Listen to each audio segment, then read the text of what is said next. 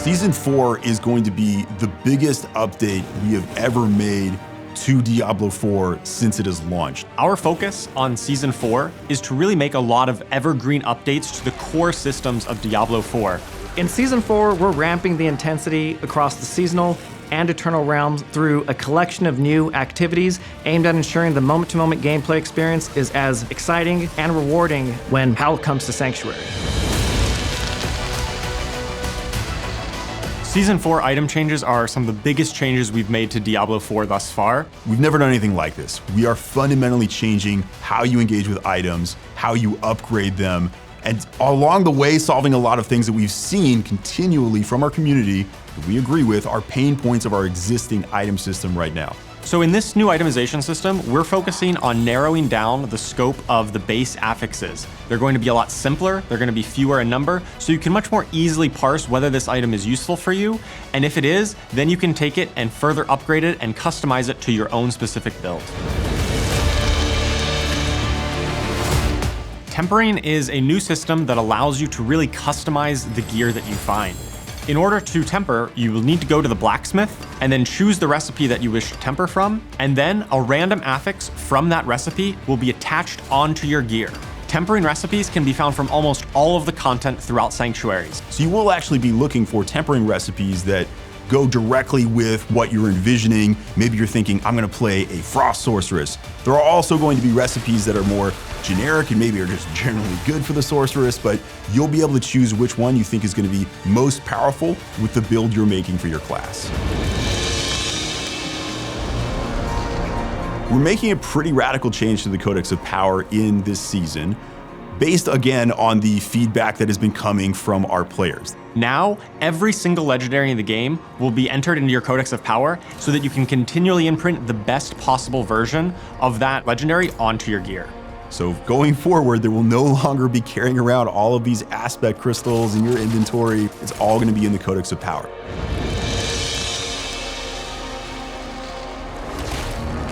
So part of the final system that we have is going to be greater affixes. What's a greater affix? Well, we want to keep it compelling that there are some drops that are even better than the others when you're trying to get the perfect build at endgame. Because of this, in World Tier 4, and only in World Tier 4, when an ancestral legendary item drops, there's a chance the affixes on it can roll as greater affixes. These will roll with bigger values that are normally available for that affix. Greater affixes are fairly rare, but they're not impossible to find. While leveling up, you're going to be able to find upgrades much more easily with this new system. Another part of itemization is going to be masterworking. Now, this is something really intended for that very high end game, again, World Tier 4. This is where a player is going to take an item, already has the affixes that they want on it, but now they go through a process of upgrading those affixes, getting even higher values on them. Masterworking really starts at level 100. Once you've already completed your build and found some of the best items, you're going to be able to test your build against the powerful enemies of the pit. The pit is a new endgame system that has been added in this season that is going to challenge players that feel that they have largely maximized their build. By pushing into more difficult tiers of the pit, you're going to be able to unlock rarer crafting materials to masterwork your gear even further. You're gonna have to play some of the hardest content in the game, but once you do, if you're successful, you can go and make those affixes even stronger.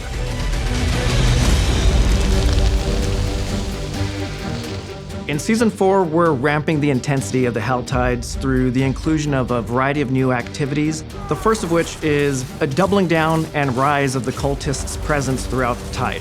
You're going to be running through the Hell Tide, seeing the cultists just conjuring up swarms and swarms of demons, adding to that sense of manic and chaos that they're pretty well known for.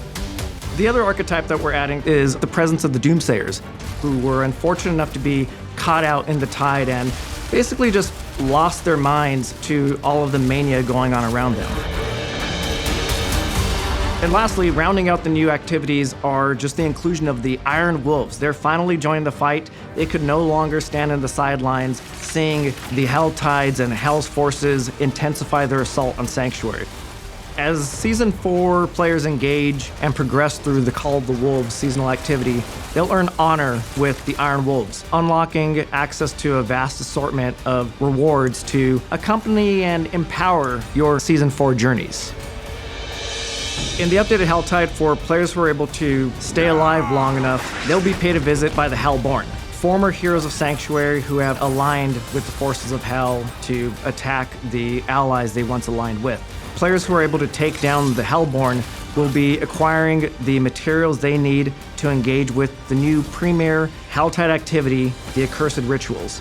Located in the Helltide, these Accursed Rituals are pretty much just botched rituals from the cultists that players will be kickstarting for themselves, drawing the attention of all the nearby Helltide monsters in this kind of all-out battle. One of my favorite themes for these ambushes is the Hellworm. It's literally a giant hell slug beast that emerges from the ground and it spews out a whole bunch of mobs at you. If you're able to survive that, you'll be paid a visit from the Blood Maiden, our brand new Helltide mini-boss and one of the ultimate challenges in the new experience.